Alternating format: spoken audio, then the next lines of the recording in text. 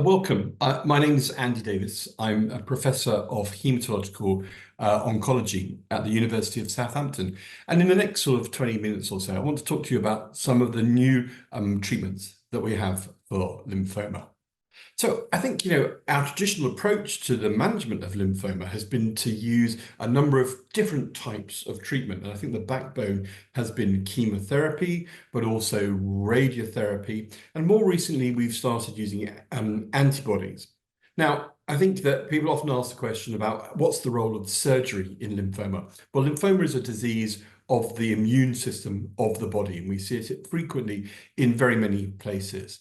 And so really the surgical side of things helps us in terms of making a diagnosis, but really just cutting out an enlarged lymph node isn't a sort of an adequate approach to the management of this disease.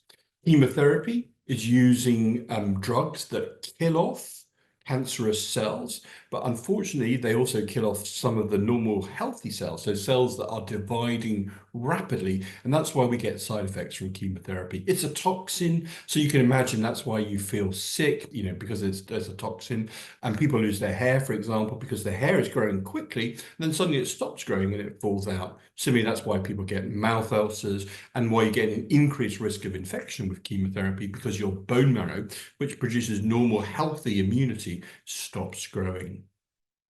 Radiotherapy uses high energy X-rays focused at the tumor, and that kills off the lymphoma, but you can only use radiotherapy in a limited way, because if you start using radiotherapy to too wider parts of the body, you get too much toxicity.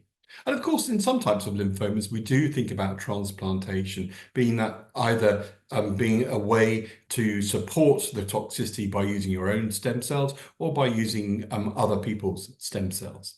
Our over the last 20 years or so, antibodies have become a really vital part of our treatment. And these are big protein molecules that our body makes every day to help fight infection, but we can engineer them so they can react against proteins that might be on the surface of a lymphoma cell. So these big molecules are Y-shaped and they latch onto a specific protein on the surface of the lymphoma cell. And when they latch onto the surface, they end up causing the death of the lymphoma cell. So this is just in what an antibody looks like. And we can see the top end, that grooved end, that binds specifically to one type of protein on the surface of the lymphoma cell.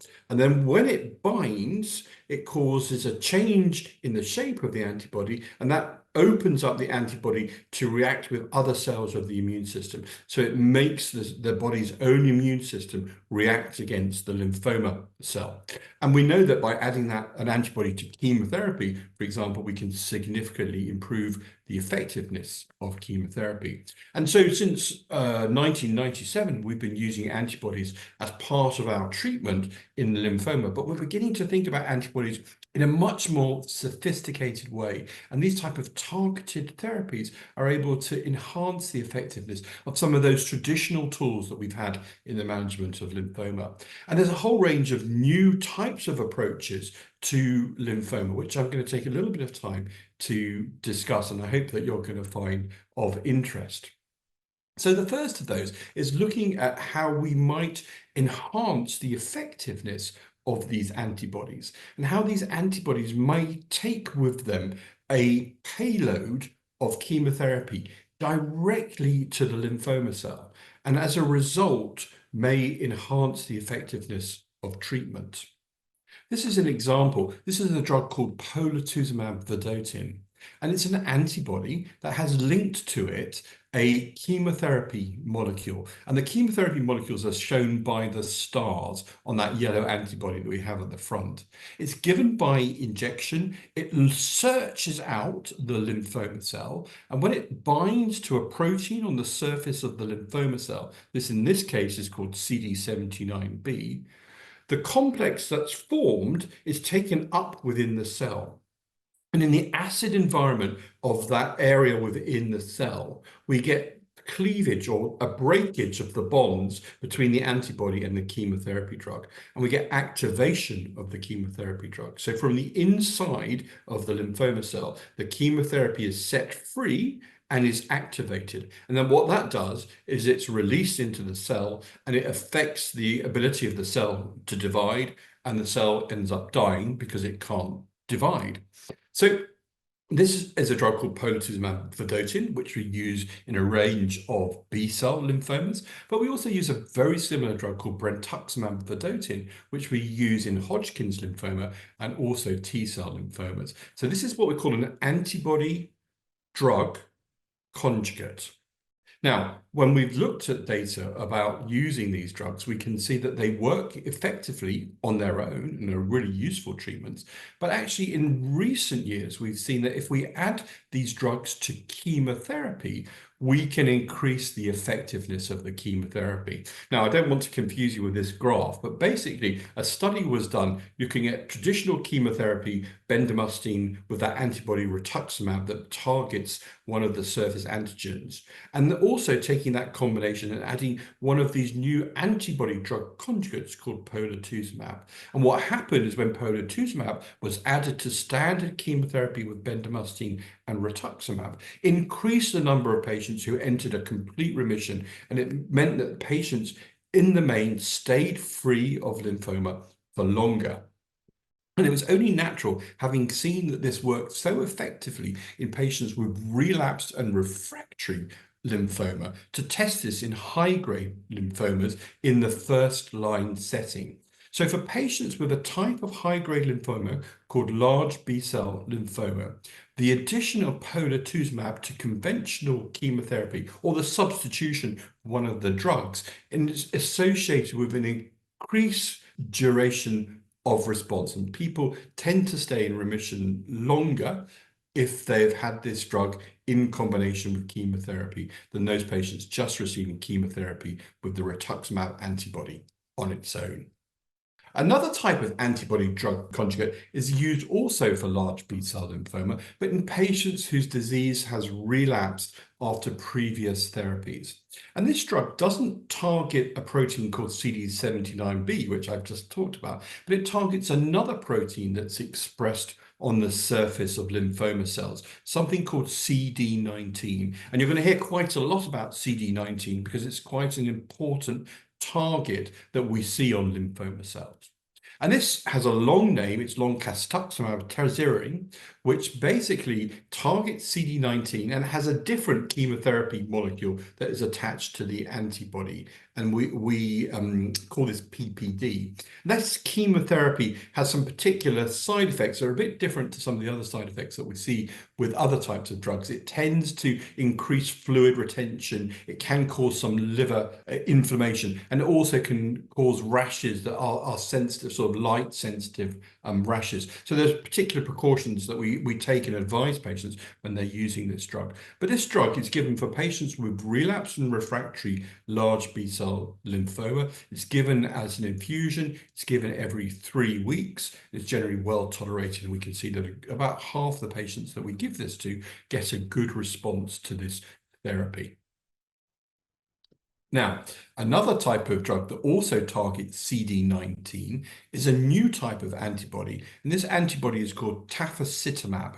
So it targets CD19. The antibody doesn't carry a chemotherapy molecule on it, but actually the antibody has been enhanced to be more effective at recruiting cells of the immune system to bring about the death of the lymphoma cells when it binds to the surface of the lymphoma cells. So this is given by intravenous infusion. It circulates around the body. It finds CD19 on the surface of the lymphoma cells.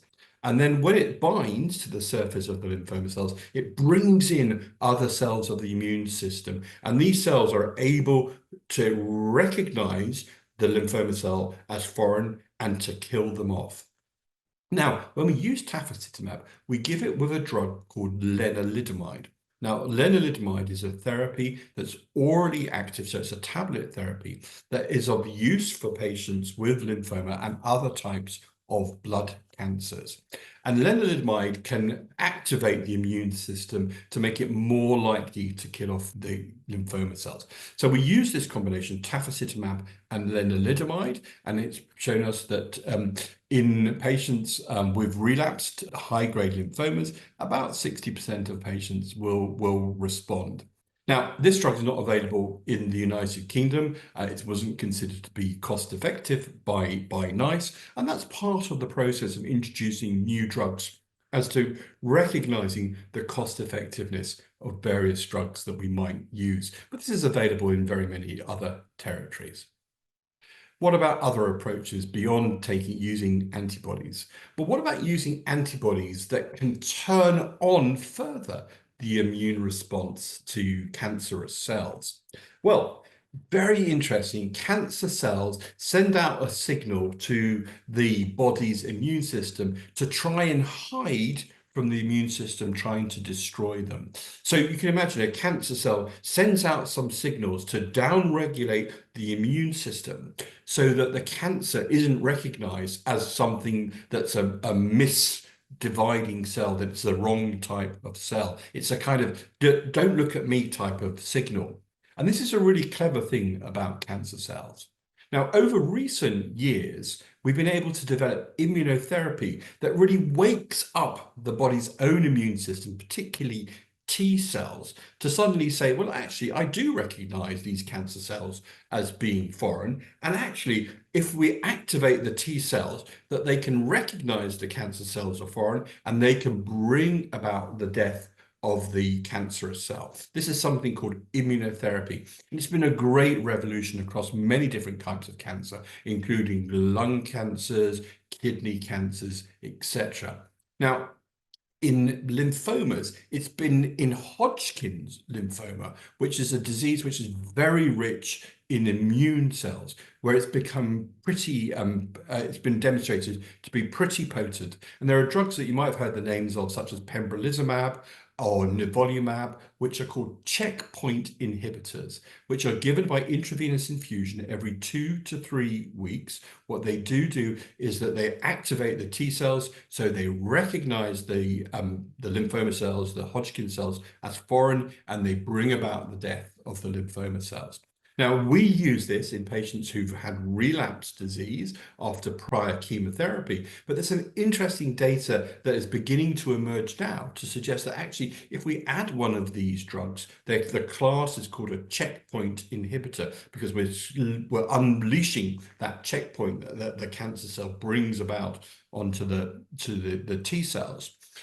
By using this in combination with chemotherapy in patients who haven't previously had any chemotherapy before, that actually we see really good responses.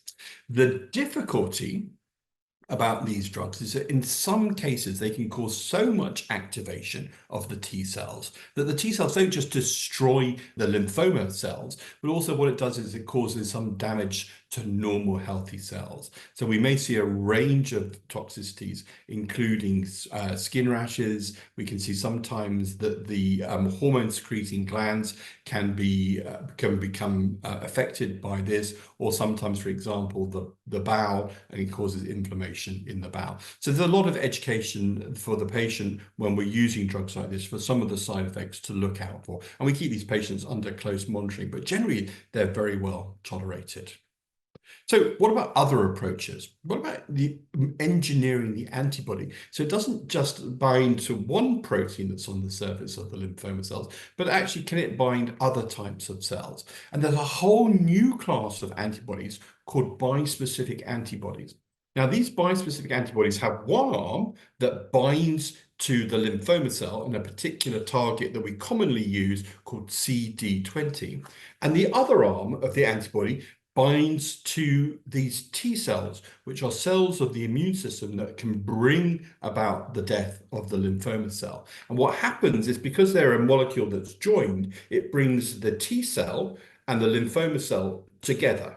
And what it does is it causes the T cell to kill off the lymphomatous cell. So you can see here in my cartoon, in the blue, we can see the lymphoma cell. And on the surface, we've got expression of this protein called CD20. The T cell, which is one of the master regulators of the immune system and can bring about the death of cancerous cells, on its surface has a protein called CD3. The antibody binds to CD20 and CD3, brings the cells crashing together, and the T cell gets activated, and it causes the direct sort of death of the lymphoma cell. So this is a mechanism, again, that's completely independent of chemotherapy and some of those other modalities. It's activating the T cells to bring about the death of the lymphoma cells. Now, there's a range of different types of bispecific antibodies that are in clinical development or have been approved, and they have different formats and different ways of being able to deliver these. Some of these are given intravenously, some of these are given subcutaneously. But what we've seen in patients with relapsed and refractory large B-cell lymphoma, the commonest of all the aggressive lymphomas, that actually if you've had 2 prior lines of therapy and then go on to receive a bispecific antibody, about 40% of patients will achieve a complete response to these antibody treatments. And they're generally very well tolerated. And if people respond, they tend to be durable. And that means that the response tends to last. One of the principal side effects that we do worry about, particularly when the first time people are exposed, or perhaps the first time they have the first full dose of the antibody, is that when we activate the T cells, they can release a load of proteins that are called cytokines. And these cytokines are the proteins that make you feel unwell when you get the flu, and they make you have raised temperatures, etc. And sometimes you can get release of too many cytokines, and you get activation of the immune system in sort of a spiral of activation. And that can make you poorly with temperatures, perhaps low blood pressure, and sometimes some breathing problems. And that's something that we call cytokine release syndrome. So patients who are receiving these bispecific antibodies, particularly when they're going to have the first dose or the first big dose of this, may need to come in hospital for 24 hours for observation. And we've got a range of different approaches that we can offer patients to turn down that activation of the immune system. Another one of these drugs is something called glofitamab, which is also available for patients with diffuse large B-cell lymphoma and has very similar efficacy. I think we're very excited about these because we can really see that patients who've had previous lines of therapy end up having very durable benefit from this approach. And actually, once you've got over the first cycle of treatment where you might be at risk of cytokine release syndrome, that actually these drugs are very well tolerated indeed. Now, the next topic I want to talk about is CAR T-cell therapy. Now, chimeric antigen receptor T cells. And essentially, this is a way of taking your T cells and engineering your T cells so that they react directly to the lymphoma cell. Now, this is quite a complex process, and there's an approach that I will explain to you. And this is currently available for patients with aggressive lymphomas, including large B-cell lymphoma and mantle cell lymphoma, and is developmental for some of the other types of lymphoma, although in follicular lymphoma in some territories it is available. So what happens is that you have a patient who's got relapse disease, and you take the T cells from their bloodstream. And the way you do that is a process called leukapheresis. And essentially what happens is it looks a little bit like kidney dialysis. Blood goes out of sort of one arm or a line. It goes around a machine which spins out the T cells. The T cells are collected in a bag. The blood comes back to you without T cells. And that process takes about four hours. The T cells are then sent to a manufacturer. And with the manufacturer, they are expanded and they are transfected. So a gene is inserted to them. So they express a receptor on their surface that can recognize CD19. And there's a whole range of other targets that are being developed, but in terms of the most common use of CAR T cells currently, it recognizes CD19. CD19 is our old friend that we know is expressed on lymphoma cells. And then the T cells are grown up so that they expand in number, and then they are returned to the CAR T cell center where the patient is having the treatment. The patient then receives some chemotherapy so that they are able to accept the CAR T cells or the modified T cells. And when we give them back to the patient, So it goes around in a big circle. The manufacturing process may take a number of weeks, depending upon the complexity of the process. And so we have to work out ways of keeping the patient well from the time we collect the T cells until the new T cells have come back to us. And sometimes you'll hear the term bridging, and that's using treatments, be it radiotherapy or chemotherapy, aimed at keeping patients well and keeping the lymphoma under control whilst we're waiting for the CAR T cells to be manufactured. And there are a couple of different CAR T cell products that are commercially available. Not all are available in different territories, and they have different indications.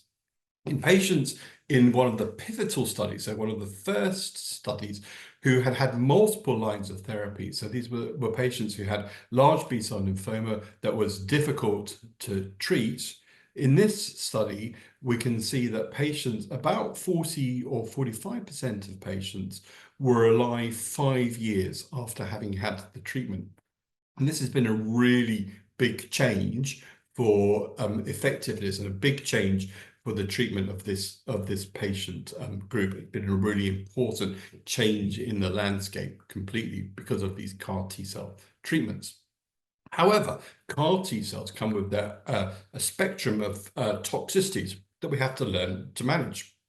When we give the CAR T cells back to the patient, the CAR T cells meet the lymphoma cells, and this causes activation of the T cells, and the T cells bring about the activation of other cells of the immune system. And so once again, we get this challenge called cytokine release syndrome, where the immune system is activated and it spirals up and up and up in terms of activity, trying to kill off the lymphoma cells. But of course, as a side effect of releasing all of this immune activation and the cytokines, is that unfortunately patients can become unwell, again with temperatures, low blood pressure, breathing difficulty, muscle aches and pains, and a range of different side effects. And that typically may start a couple of days after they've had the CAR T cell, and may happen in the next 7 to 14 days afterwards. Now, if this happens, we've got good ways of being able to turn that off by using drugs that may affect the activity of the cytokines, and sometimes using high-dose steroids is really helpful. One of the other side effects of the CAR T cell treatment is this activation of the immune system can cause some challenges within the brain, and it can cause the brain to function less well. And we recognize that patients may experience some difficulty finding words, they may experience some confusion, some drowsiness, and sometimes some fits. And we call this kind of neurological toxicity ICANS, immune effector cell neurological toxicity. And that typically happens at the same time as patients develop cytokine release syndrome. Now, it's a bit frightening for relatives when they see that the patient doesn't remember, or can't find words, or can't find the names for things, or sometimes is quite drowsy. So we do a lot of prep around explaining these potential side effects. But what we do recognize is, again, we have the tools to reverse this. Now, of course, there are other side effects associated with CAR T cell therapy. Sometimes patients' blood counts, so the number of red cells, white cells, and platelets, can be low and can stay low for very many months after the treatment, and might need to have antibiotics to prevent infection. They may need to have growth factors to keep up the blood count, or maybe even blood transfusions. We also recognize that sometimes the normal B cells, which can be affected by the CAR T cells, and we find that the normal levels of antibodies in patients falls down low, again rendering them at increased risk of infection. And sometimes patients who've had CAR T cell therapy may need to have antibody replacement therapy, either on a weekly or a 3-weekly basis. CAR T cell therapy is expensive, it has the toxicity that we've talked about, and there are only limited numbers of centres that are delivering CAR T cell therapy. So often patients need to travel quite long distances to have CAR T cell therapy, and may need to stay in hospital for a number of weeks. Now, because CAR T cells have been so effective in patients whose disease has relapsed multiple times, it was only natural to try and look at using the CAR T cell in a space earlier on in the disease course. And for patients who've got relapsed high-grade lymphomas, normally we've given patients other types of chemotherapy and talked about an autologous stem cell transplant using high doses of chemotherapy and giving patients own stem cells back to aid their recovery. But often the results of that have been extremely disappointing, particularly in patients whose disease either hasn't initially responded to chemotherapy or they relapse early after having had immunochemotherapy. Now, this approach was compared to CAR T-cell therapy in a couple of studies and has really demonstrated very exciting results. So for those patients whose disease either hasn't responded to standard first-line chemotherapy or has relapsed within 1 year, the use of CAR T cells is associated with a significant advantage over stem cell transplantation. And this is particularly important because we recognize that this group of patients do much better with CAR T cells than with a stem cell transplantation. And actually, now we've been looking at using CAR T cells in patients who've previously not had any chemotherapy before, in our highest risk group of patients who we know are increased risk of either failure of chemotherapy or early relapse after chemotherapy. And using CAR T cells is proving to be a very interesting approach, and we've seen some exciting data in small studies, and now this is being explored internationally in a much larger study as to whether we can identify selected groups of patients with particularly high-risk features that may benefit from CAR T cells from the get-go. Now, there are a lot of new CARs coming on, new CAR T cells, not just directed at CD19, but directed at other proteins on the surface of the lymphoma cells. And there's also technique looking at CAR T cells from donors rather than the patient's own cells. And these are available much more readily because you don't have this individual manufacturing process. And also if we use T cells from healthy donors, then we don't have the problem that your T cells may be flattened or less active as a result of prior chemotherapy. Now, these types of T cells haven't got to approval stage yet, but are being intensively investigated in clinical trials. Now, moving away from trying to target the proteins on the surface of the lymphoma cells, what we recognize is as we explore and understand the biology of lymphoma much more, and we understand what processes go wrong within the lymphoma cells themselves, what we can do is develop proteins and develop drugs that switch off some of these targets or some of these pathways that are dysregulated in cancerous cells. So you may have, for example, this pathway here, which is called the B cell receptor pathway. And this is a part of the activity of malignant B cells, which are the commonest type of lymphomas. And this pathway, which causes the cell to divide, becomes overactive and is really active in certain types of lymphoma, particularly in mantle cell lymphoma and for CLL. And there's a range of new drugs available called BTK inhibitors that inhibit a protein in this pathway called Bruton's tyrosine kinase. And we've been using these drugs that switch off this pathway in mantle cell and CLL for very many years. But one of the drugs that we've been using in terms of the first generation seems not only to switch off one component of the pathway, but it can switch off other enzymes in other cells, and it can cause some side effects. And we recognize that these drugs may have some effect by causing heart rhythm disturbances, or may cause rashes, or may cause diarrhea. There's a new generation of these drugs that have been developed to be more selective for the pathway that's dysregulated in the B cells compared with some of the other off-target effects or the side effects. And these drugs include the names acalabrutinib and zanubrutinib that you may well have heard about. And we believe that they can deliver the same efficacy, or if not better, without some of the side effects that we've seen with the first generation Bruton tyrosine kinase inhibitors.